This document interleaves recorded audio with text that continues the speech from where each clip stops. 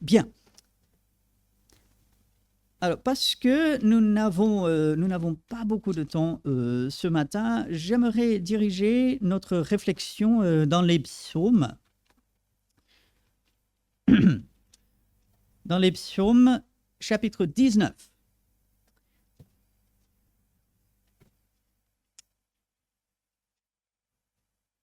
Le psaume, chapitre 19, c'est un livre qui est très facile à trouver déjà, le livre des psaumes, parce qu'il y en a tellement. Aussi, c'est au milieu, donc en général, on ouvre sa Bible, on tombe dessus, et là, le chapitre 119, le chapitre le plus long, 176 versets. Ah, 119. J'ai peut-être dit 19. Oui, je crois. Ah, ok. Je vérifierai l'enregistrement. 219 et t'as dit 209. Et j'étais prêt à dire, j'ai ouvert le livre bleu, bam, je suis tombé sur 209. D'accord. Non. Après j'ai vu 219.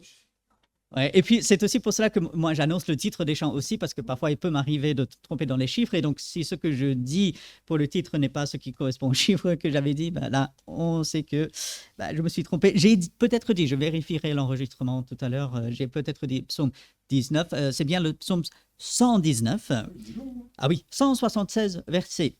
Et en partie, ce psaume, il est si long, puisque c'est une poésie à la parole de Dieu. Et la plupart des Bibles vont mettre par série de 8 les versets. Si vous regardez dans votre Bible ce psaume, vous allez voir une petite espace entre chaque série de 8 versets. Du verset 1 à 8, c'est un bloc, petit espace. Verset 9 à verset 16, ensuite espace, verset 17, et ainsi de suite. Pourquoi? Parce que ça nous donne, si je me souviens bien, 24 séries de 8. Et ces 24 séries correspondent aux lettres de l'alphabet hébreu. Et donc, chaque série de 8, on peut l'identifier à l'alphabet hébreu. En plus, chaque verset dans chaque suite de 8 commence avec la lettre de l'alphabet hébreu à laquelle elle est associée. Et donc, c'est quelque chose qu'on ne peut pas du tout rendre en français, ni en anglais, ni dans n'importe quelle autre langue. Les poésies sont quelque chose de spécifique à chaque langue. C'est extrêmement difficile, voire impossible, de convenablement traduire vraiment des poésies.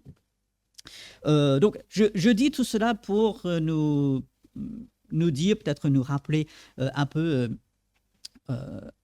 ce qui est ce psaume 119. Et puis, moi, je vais relever juste quelques versets dans ce psaume, puisque le verset 11 nous montre que serrer la parole de Dieu dans son cœur, quand on serre, ça veut dire on garde proche, on l'entoure un peu, c'est à nous.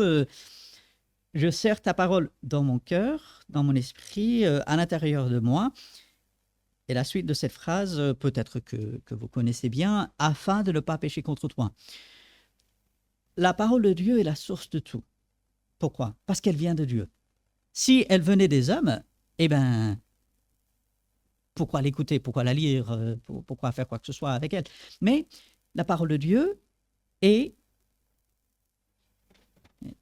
Je suis désolé, il y a quelque chose qui... Bon, je vais régler ça tout à l'heure. La parole de Dieu vient de Dieu, elle est la vérité même. Et ainsi, lorsqu'on la garde près de nous, lorsqu'on la serre dans notre cœur, lorsqu'on la mémorise en fait, lorsqu'on l'a sur le bout des doigts, comme on dit par moment, ça nous aide à justement ne pas pécher, ça nous garde loin du péché parce que obligatoirement, on est proche de Dieu. Alors, on va aller un peu plus loin. Le verset 18, c'est un autre verset clé ici dans ce passage. Verset 18. « Ouvre mes yeux pour que je contemple les merveilles de ta loi. » C'est une prière que moi je ne fais pas à chaque fois que j'ouvre la parole et que je la lis, que je l'étudie, mais je devrais. Pourquoi? parce qu'il est impossible pour moi, ou pour qui que ce soit d'autre, de comprendre la parole de Dieu avec son propre intelligence. Alors que la tentation, elle est là. Moi, j'ai fait des études. Moi, j'ai passé des années donc, à l'école biblique. Je sais que d'autres ont fait aussi des études. On a une certaine connaissance. Mais, et là, ça va me perturber, donc je vais faire ça, comme ça je ne vois pas. On a une certaine connaissance, on apprend des choses, et ça c'est bien. Et la tentation serait, moi je connais le sens des mots, moi je connais l'arrière-plan, moi je sais qui est l'auteur de tel ou tel livre, moi je sais à qui l'auteur a écrit, avec toute ma connaissance, je viens, et moi je sais ce que le texte veut dire, je sais ce que Dieu dit là. Attention. On a besoin de Dieu, de son aide pour vraiment comprendre sa parole. Non pas que Dieu soit obscur, alors comprenons bien, parce que ça pourrait pousser à croire que Dieu soit obscur. Non, mais nous avons besoin de son aide. Et ce verset que nous pouvons faire comme une prière est tellement important. Ouvre mes yeux, ouvre l'intelligence, fais-moi comprendre ta parole pour que je puisse contempler les merveilles de cette parole. Et puis, si on va plutôt vers la fin de ce chapitre, le verset 105. Alors, ce sont des versets vraiment clés dans ce psaume. Le verset 105. Ta parole est une lampe à mes pieds et une lumière sur mon sentier. Nous vivons dans un monde qui est obscur. Nous vivons dans un monde où les ténèbres spirituelles règnent. Nous vivons dans un monde où le mal avance de plus en plus, la Bible nous le dit et on le voit se confirmer. Nous vivons dans un monde où les valeurs de Dieu sont de plus en plus rejetées. Nous vivons dans un monde où l'enfant de Dieu a de plus en plus de mal. Et ainsi, comment savoir avancer? Comment savoir où aller, comment prendre les décisions? Parfois, on parle de chercher la volonté de Dieu. Parfois, on tourne en rond. Parfois, on est bloqué. On se dit, qu'est-ce que je fais? Seigneur, où est-ce que je dois aller? Et on revient à un verset comme celui-ci. Ta parole est une lampe à mes pieds. Et j'aime bien cette image parce que la lampe, elle éclaire où? Oui, mais plus précisément, si j'ai une lampe, est-ce qu'elle va éclairer à 500 mètres? Probablement pas, sauf si c'est vraiment une très bonne lampe, si c'est une torche, mais vraiment puissante. Est-ce que la lampe va éclairer à 200 mètres? Encore peut-être, mais probablement pas. La lampe, elle va être juste devant là. Oui. Et là, regardez, ta parole est une lampe à mes pieds. Où sont mes pieds? Juste devant là. Et si la parole de Dieu est une lampe à mes pieds, ça veut dire que Dieu me montre ce que je dois faire maintenant et dans les instants qui suivent. Parfois, Dieu ne me révélera pas ce que je vais devoir faire la semaine prochaine. Bon, nous, on a nos projets avec le Seigneur, on doit préparer, on doit regarder la semaine et dire, bon, je projette de faire ceci ou cela, mais Dieu dirige-moi. Mais souvent, Dieu ne va pas nous dire, voilà, la semaine prochaine, le mois prochain, l'année prochaine, ça. Dieu va dire, mon enfant, je te donne la lumière, l'éclaircissement, la sagesse pour cet instant. Et cette lumière sur le sentier, c'est juste devant moi. Ça n'éclaire pas jusqu'au bout. Ça éclaire là où j'en ai besoin. Et où est-ce que j'en ai besoin? C'est maintenant. C'est là. Et ainsi, nous pouvons tomber dans la tentation de vouloir connaître l'avenir. C'est tentant. Si seulement je savais ce qui arriverait, là, je pourrais faire de bons choix. Si seulement je savais ce qui arriverait, je pourrais mieux prévoir. Si seulement je pouvais savoir l'avenir, je pourrais faire confiance à Dieu. Aïe. Mais la tentation est là, elle est réelle. Mais non. Qu'est-ce que Dieu fait? Dieu y révèle pas à pas. Et Paul, il a très bien compris ce principe. Il va parler aux Philippiens, il va parler aux Colossiens, il va parler aux Thessaloniciens. Marcher. Marcher, c'est quoi? Un pied devant l'autre.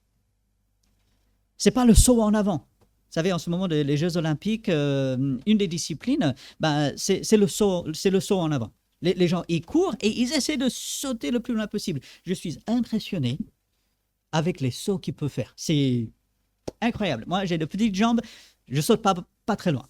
Bon. Mais c'est incroyable ce qu'ils font faire et ce qu'ils font.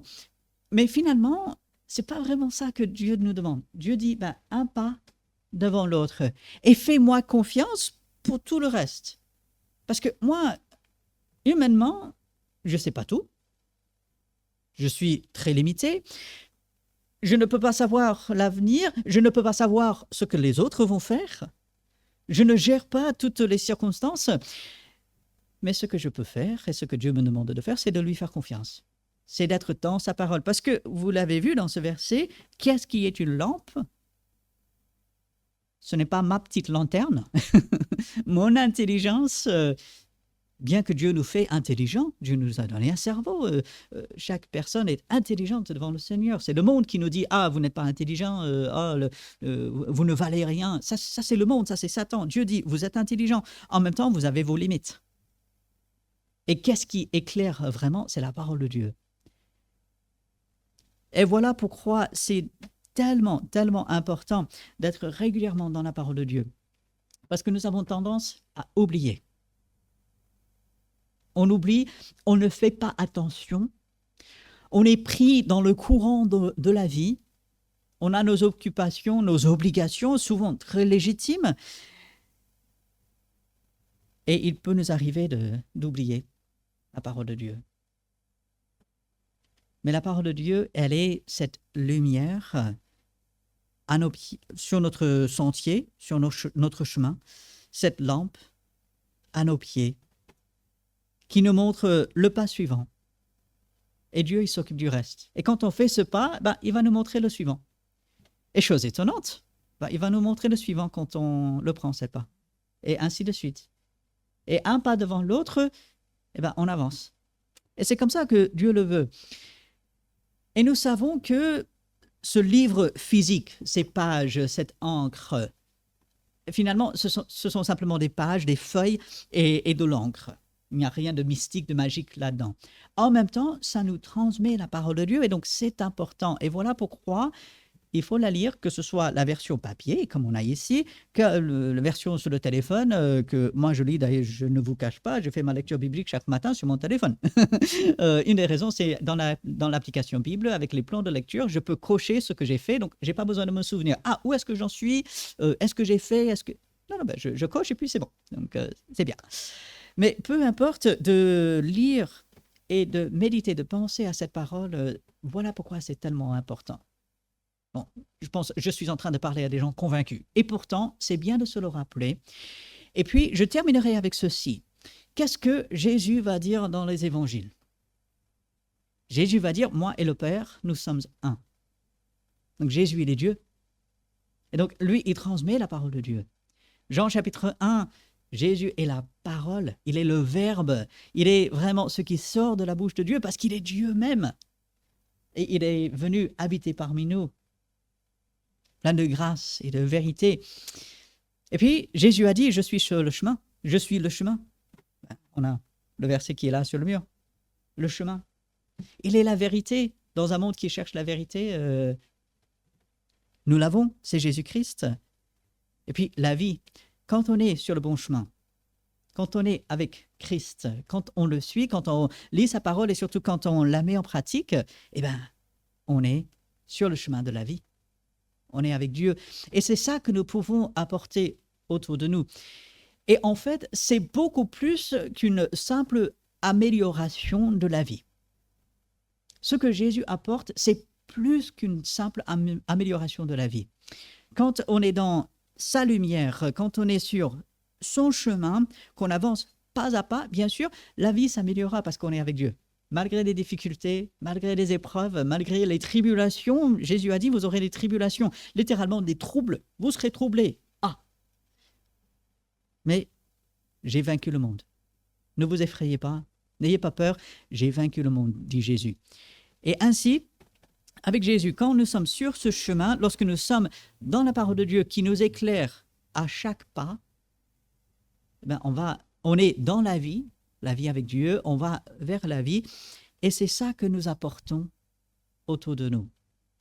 Et c'est tellement plus merveilleux que de dire, venez à Dieu pour avoir plus d'argent.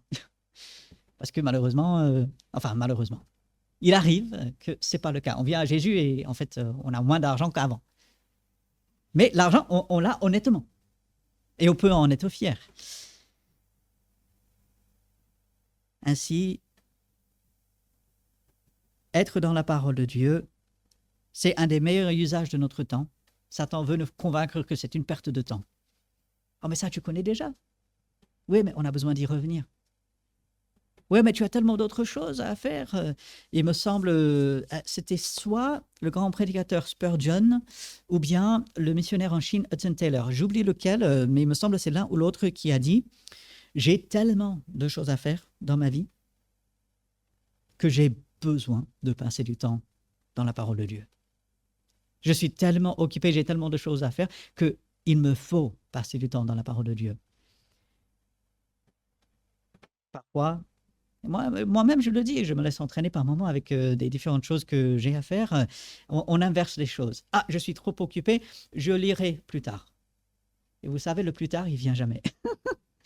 Ça m'est arrivé le matin. Ah, j'ai pas pu lire. Bon, je vais faire à midi. Ah, non, là, j'ai pas pu. Ah, je vais faire cet après-midi. Allez. Ah, non, à droite et à gauche, coup de fil, faire ceci et cela. Ah, ben, je vais lire avant d'aller au lit. Mais une fois dans le lit, on est tellement bien, vous savez. Et puis on s'endort et ah mince, on se lève le lendemain matin. Mais Seigneur, j'étais même pas dans ta parole. Certes, j'étais occupé, j'ai fait plein de bonnes choses, sûrement, mais j'étais pas dans ta parole. Alors que j'en ai besoin. Et du coup, pour nous aujourd'hui, et je termine avec ça, ce psaume 119, c'est quelques versets. La parole de Dieu nous garde du péché, nous le savons, et il faut rester attaché à cela. Il faut prier pour demander l'aide de Dieu, pour comprendre sa parole. Et puis cette parole qui nous éclaire juste là où il faut, juste devant nous, pour que nous puissions faire le pas suivant. Et tout ça à la gloire de Dieu. Et quand on met en pratique, Dieu il est glorifié. Dans un sens, on est heureux parce qu'on est en train de faire ce que Dieu veut et Dieu bénit. Donc voilà, quelques pensées pour nous aider. On a eu une semaine, bon, c'était une semaine avec tout ce qu'elle a. On a une semaine devant nous, on ne sait pas ce qui va arriver. Par contre, on a la parole de Dieu et il faut y rester. Bien, avec cela, parfois on prend un temps pour un peu des questions, des échanges, mais pour nous permettre de bien nous préparer pour le culte qui va commencer tout à l'heure, on va s'arrêter là, on va justement prier, demander l'aide de Dieu pour mettre ces choses en pratique, pour toujours mieux comprendre, et ensuite on aura quelques minutes pour nous lever et voilà, nous préparer pour le culte. Oui, Seigneur, nous te remercions pour ta parole, que tu t'es révélé, que cette parole merveilleuse est entre nos mains et tu nous donnes la grâce de pouvoir la lire, de pouvoir la comprendre. Donne-nous toujours de mieux la comprendre, Seigneur. Éclaire ce qui peut être difficile ou obscur. Rappelle-nous des versets lorsque nous en avons besoin. Éclaire-nous pas à pas, Seigneur, tu promets de le faire et ainsi, nous appelons à ta fidélité pour le faire. Aide-nous, Seigneur. Nous en avons besoin et que toute la gloire te revienne pour cela. En ton nom. Amen.